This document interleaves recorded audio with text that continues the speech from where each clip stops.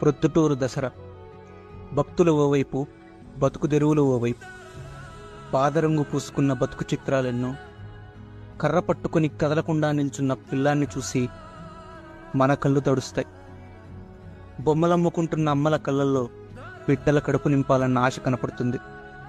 పచ్చబొట్టు వేసే వాళ్ళ కళ్ళల్లో కష్టాలు గట్టెక్కుతామా అనే ప్రశ్న కనపడుతుంది.